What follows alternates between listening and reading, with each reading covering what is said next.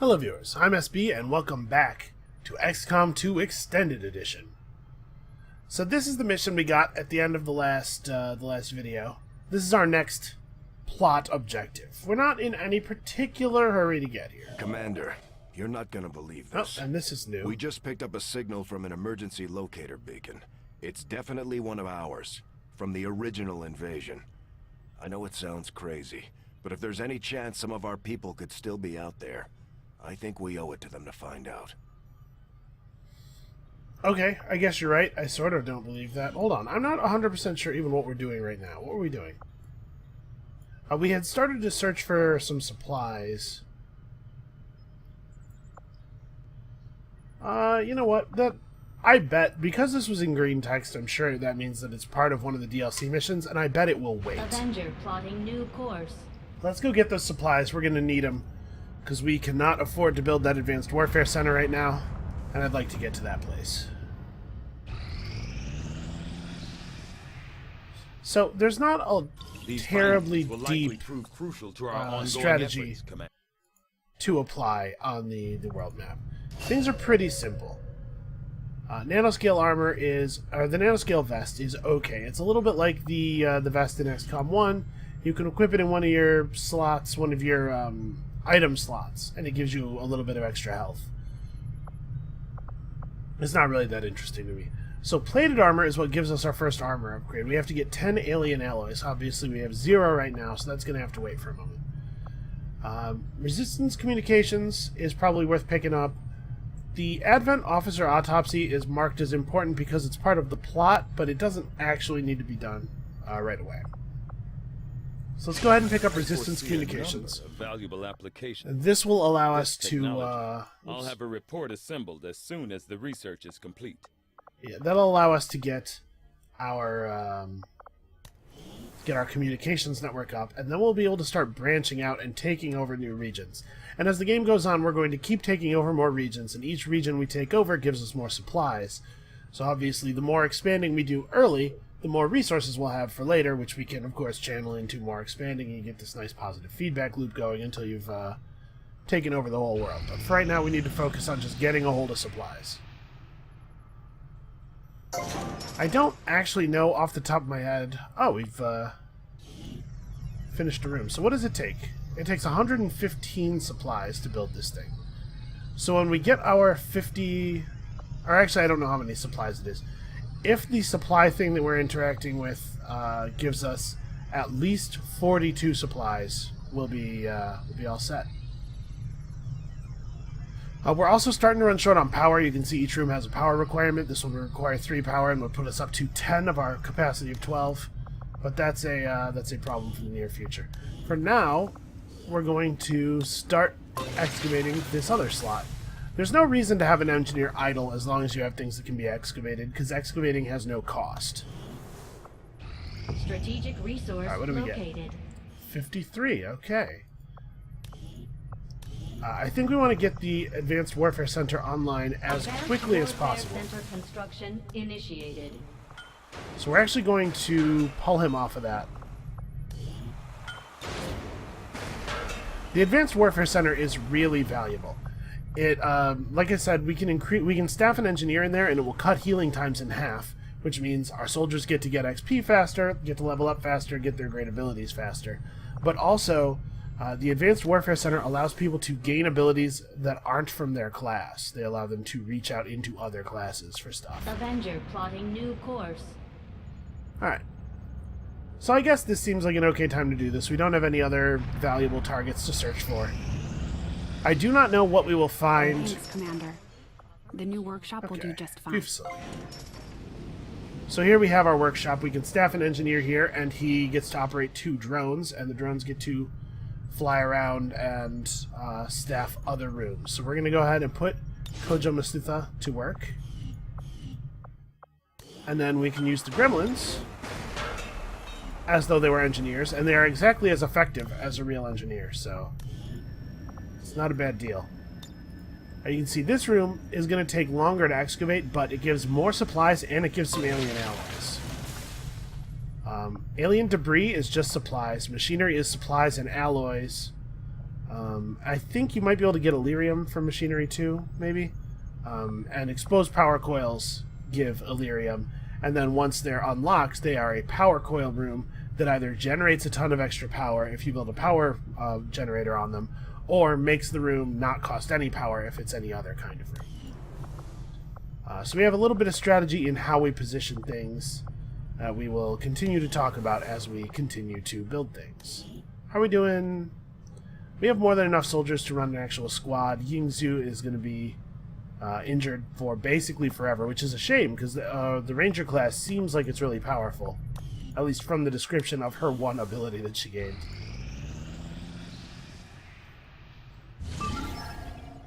Okay, I was going to say, it's been quiet for an awfully long time. Where'd all the aliens go?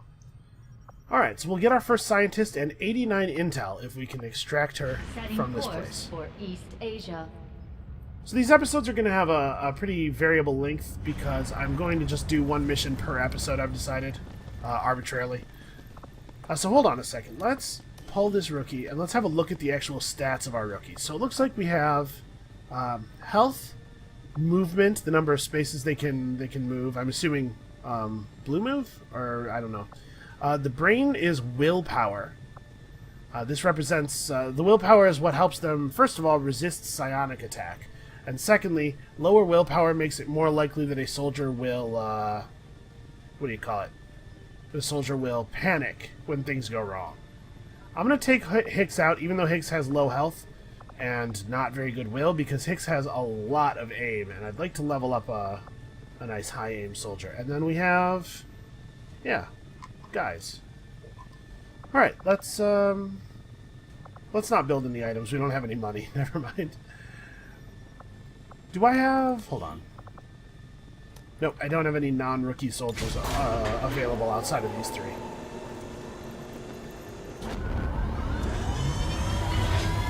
I don't know how many classes there are. There may be... I believe Long War more than doubled the number of classes that were available in the base game, so we're probably looking at a similar expansion here. So, in the base game... the base XCOM 2, you have 4 classes and you end up bringing like 2 grenadiers and 2 grenadiers and 2 snipers. With this mod, we won't be able to bring even one of each class on each mission because there are so many classes. So it'll be really interesting to see what kind of teams develop and how much we'll be swapping people out for their capabilities being uniquely suited to missions and stuff. I'm intentionally muting the game sound every now and then because the AI or the NPCs just love to yammer, but they never want to deliver any information, so I don't feel that we're missing anything by me just turning them off for a moment while I'm talking. Operation Wolf Prince. It sounds like the name of a totally insufferable indie band.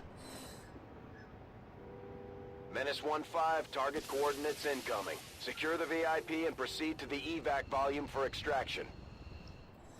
Alright, so generally we get like 8 turns on these. Knows we're here, so your position isn't concealed for the extraction.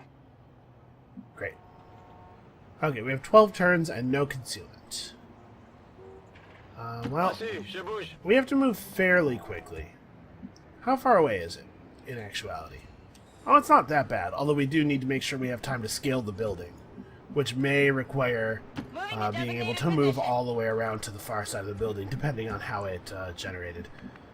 Because you do sometimes run into a situation where the building only has climbable surfaces on one side of it. I've had that happen a couple of times. Alright, we'll move our VIP. Can't do anything except hunker down, which is an action you can take when you're in cover. It dramatically decreases your chance to be hit. Alright, so we want to Overwatch creep forward as much as possible. Man, this is awkward. He's not fast enough to reach any good cover. Understood. Moving out. Generally speaking, you want to make your furthest move first, because you want to have the maximum number of soldiers with actions remaining to to react to any pods that you should activate. Alright, and like I said last time, we can afford to move to places that aren't covered as long as we know for a fact we're not moving through any new tiles to get there. The VIP is going to stay really safe. I do not want to fail this mission because our VIP ate a random shot. Moving to Overwatch. On Overwatch. Hey, you hear anything? Alright, we know there are aliens close. Okay, so this is why you want to run Overwatch traps. Because the AI will not attack us on the turn they become aware of us. They'll spend this whole turn just running to cover. We get to shoot, and then their turn ends, and it's our turn. If you catch an enemy with an Overwatch trap, basically, you get 2 turns at the start of the fight with them.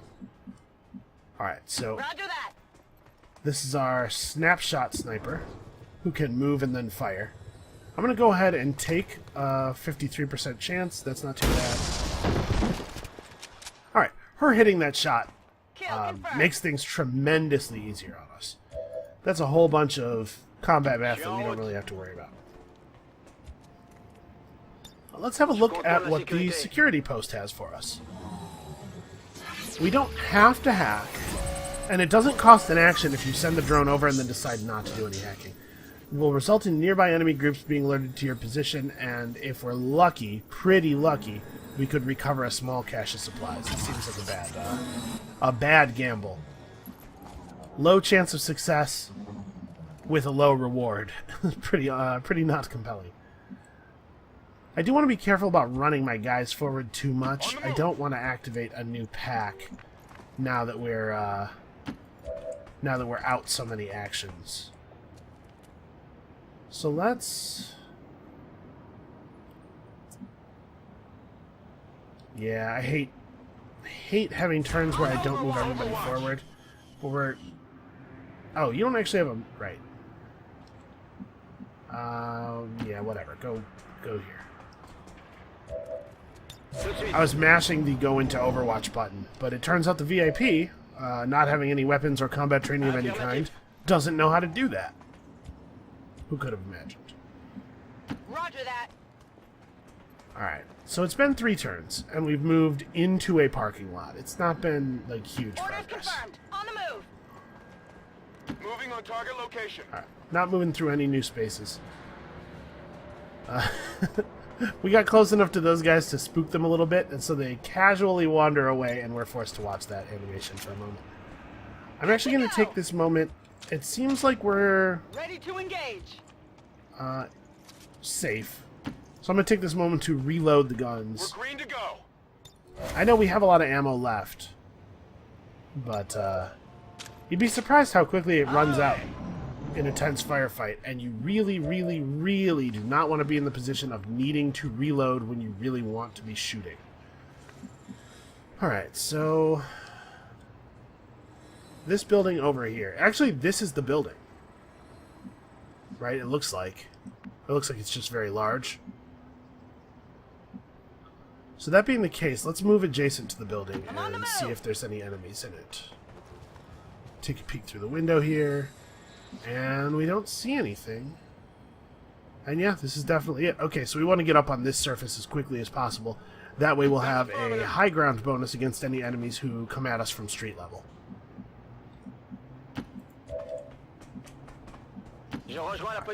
As always, I want to blue move everybody before I make any yellow, before I make any second moves. Got it covered. Scanning. And really, we can afford to take it pretty easy here. This is not a tremendous amount of distance to cover for covering 8 turns, 7 turns, I guess. Can you get up on the roof in a blue move? You can. On my way. Let's see what we see up here. There are enemies not too far in this direction, because she heard them. So... Moving to designated position. I kind of want to run, like, really sprint the VIP, but I don't... Let's not do that. Let's not fall victim to impatience. Moving on target location. I am my own worst enemy. Ah, crap. So that was a pretty dumb thing to have happened. I moved my last unit unsafely, so now I have a whole team that only has one move left. Bombs away! Fortunately, sectoids are not the most dangerous enemy in the game. You have no vision on anybody. Affirmative. Covering now. You could take a pot shot at that Advent Trooper, and you are not actually in cover. Understood. So I'm going to move Moving him to out. cover. That guy has he has low cover, half cover. I think I'm going to Je passe en vigilance. go into Overwatch. Try to punish him if he tries to run away from the burning car. What is this? What are you doing? Crazy psychic powers. And he has reanimated Respite for a the corpse. dead. The aliens have found a way to mind control now. Cible neutralisée. Yep, there we go. Punish him for moving away from the car. Okay, so this isn't a big deal. The zombies are not terribly scary, and the zombie will be killed instantly if we kill the sectoid. So that's what we're going to do. Is there a climb? Okay, there's a climbable over here. This cabling in this space can be climbed, so we can get this part of this half of the squad up by going this way. So Eduardo Martinez is going to take his great big Gatling gun and go for the crit. Target's still up. Miss on a 90. Always rough. It's not terribly useful to us for you to kill that zombie. Let's try to focus here. Moving to designated position. This shot should also get a flank.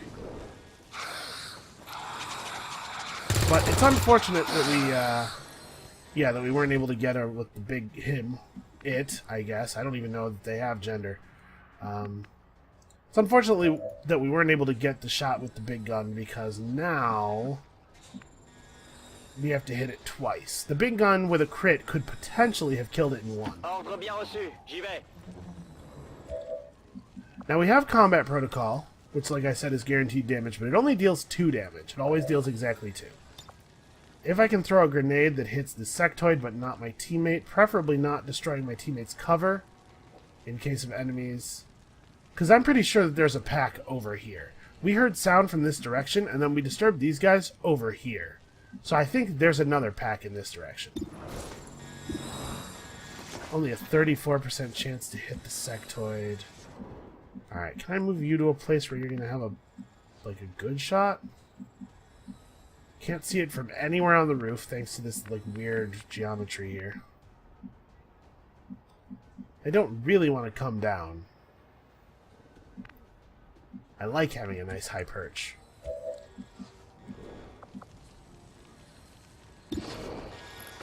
Shoot, man. Alright, why don't we see...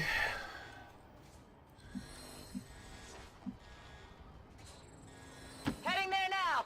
Let's move up a little bit. See if we can kill this thing. Okay, the Psy Zombie being down Hostiles pacify. does make things a little simpler. Now it's no longer really necessary for... Well, actually, never mind. I was going to say it's no longer necessary to get this kill, but this guy has a flank on our... Yeah, alright. I'm pretty sure killing the Psy Zombie gives XP, so I don't think that was a wasted action. And there's no way to do this that doesn't kill our gunner's cover, but it's really important that we... Oh, he had a piece of loot. If you kill a guy who has loot with a grenade, it destroys the loot. Alright, we're just going to run her up here. You get a defensive bonus from being up high, as well as an aim bonus. So let's... Oh, really? From there, you can only run over to the cable? You can't actually climb up? Our soldiers are not particularly Headed fast. there now. It kind of looked like she was climbing through a fire, but the game warns you. You get this icon if the path you're taking would move you through a fire. Fire doesn't do any damage when you touch it, but it gives you the burning status, which functions as a damage over time effect that triggers at the beginning of your turn, and also disables the use of many special abilities. There's a lot of stuff your soldier can't focus enough to do if they're actively on fire. Alright, I was a little nervous to move next to the skylight because I thought there was a pretty good chance it would trigger a pod of aliens down there. I know that there's a pod over in this direction. I just don't know where they are exactly. Got it covered. Alright, this dude needs to get with the program. He literally can't get on the roof. Moving to position. Eduardo Martinez, unfortunately, has pretty poor movement. Bad stat. Alright, Je m'en occupe. we can go ahead and throw a yellow move because we know that this location is safe because we had a character in it at the beginning of the turn. Oh! Parts of the wall are breaking off.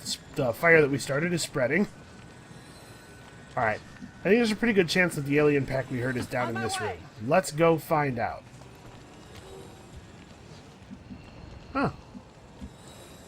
Looks like no.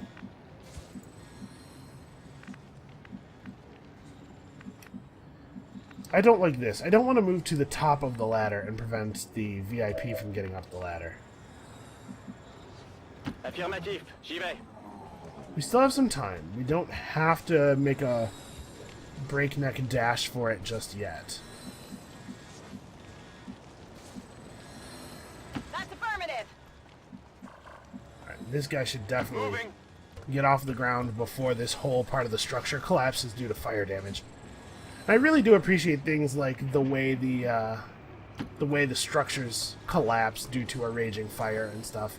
It adds a lot of Come get some. On Overwatch. Come get it's some. sort of a I was gonna say it adds a lot of interesting mechanical stuff, but it also lends a lot of the fights to sort of a cinematic quality.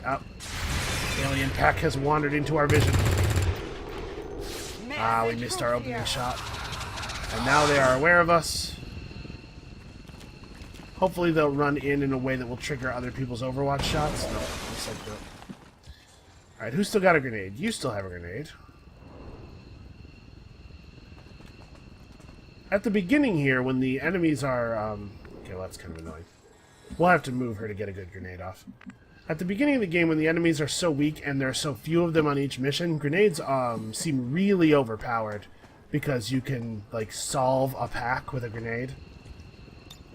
Alright, extraction. This is Firebrand. VIP is secure. But it stops being the case later. It starts getting harder and harder to do that. Headed there now. But by that time, you are supposed to have developed all kinds of cool skills. Oh, I can't lean and throw the grenade? Like, I assumed that she would be able to lean out and throw this grenade. Well, then why don't you just try to kill this guy? Alright, she's been very lucky so far. Getting good rolls with her. On my way. We don't actually have to fight the sectoid. We could just bail. But I want the XP. I want to make sure that we're getting as much experience on our units as possible. We blew up a structural column, which was maybe not a great play. Look at that. Beautiful. That's what high aim does for you right there. Alright, and that sound you heard was the sound of that soldier earning a promotion. From rookie into some kind of wonderful class that we have no idea what it is yet. Alright, so you can extract immediately if you get into the extraction zone, even if it takes both of your actions to get there. So it looks like we're going to be able to actually just get everybody out this turn, I think. Running. Oh, nope. Martinez can't actually make it out. Roger that. This is why I check before I extract anybody. So we're just going to have this soldier go on Overwatch, just in case enemies show up. I don't anticipate it being an issue. Alright. Orders confirmed. Moving out. And by the way, this is the last turn of the mission. Any soldiers that don't make it out this turn will be left behind. Let's go. Which is the same as dead. For gameplay purposes, the same as dead. D'accord. So we cut that one a little close, is what I'm trying to express. It's okay though. Mission accomplished. Instead of losing a soldier to the curse of the impatient helicopter pilot, we got a flawless rating. I'll tell you, man, in this game, sometimes the margin between embarrassing failure and glorious victory is razor thin. Alright, so I'm excited to see what kind of new classes we're still seeing. Hopefully, the new rookie, Dawn Hicks, who apparently made the most attacks on the mission. We'll upgrade it into something totally sweet. Maybe some kind of robot ninja? Just upgrade straight up into a Metal Gear Solid character. I'm trying to think. What have we seen in the base game? We still haven't seen the what this game's equivalent of the assault is, the short-range shotgun class. We could use one of those. We've seen snipers, we've seen people with the big guns. We haven't seen people with grenade launchers yet. We could get a grenade launcher soldier. That would be pretty cool. Obviously, with my love of explosives, the guy who brings the grenade launcher is near and dear to my heart. We haven't seen a unit that uses a melee weapon yet either. That is a feature of the base game. The shotgun unit uses the melee weapon. And given the fact that they separated the heavy gun and the grenades into two separate classes, Our troops are making they it may have look done the easy same out with the there, shotgun Commander. and All the thanks to you. swords. Alright, so our sniper picks up damn good ground, which gives you plus 10 aim and plus 10 defense, as long as you have higher elevation than your target. Lightning hands, which fires the pistol but does not consume an action, so you can fire the pistol and then fire the pistol again, or fire pistol and then rifle. Not bad for a snapshot sniper, I would think, actually. And Deadeye, take a shot with an aim penalty for a significant damage boost. This is interesting. She does love to roll with the pistol. I think we're gonna keep her rushing forward thing going. We're gonna take lightning hands, stay in pistol range, get pistol shots. And what do we got here?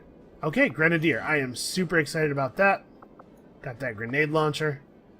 Grenadiers in the base game, the grenade soldiers, just get more grenades than everybody else, and also they can shoot them further, and also their grenades explode larger. have exceeded them.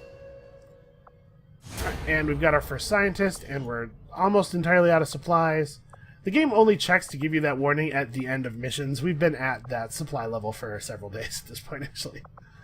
Alright, well that's going to be it for this episode of XCOM 2 Extended Edition. Come back next time for some more stuff. I don't even know. Bradford, shh. Some more stuff. I don't even know exactly what. We're going to finish researching resistance communications. Doesn't that sound exciting? We'll see you then.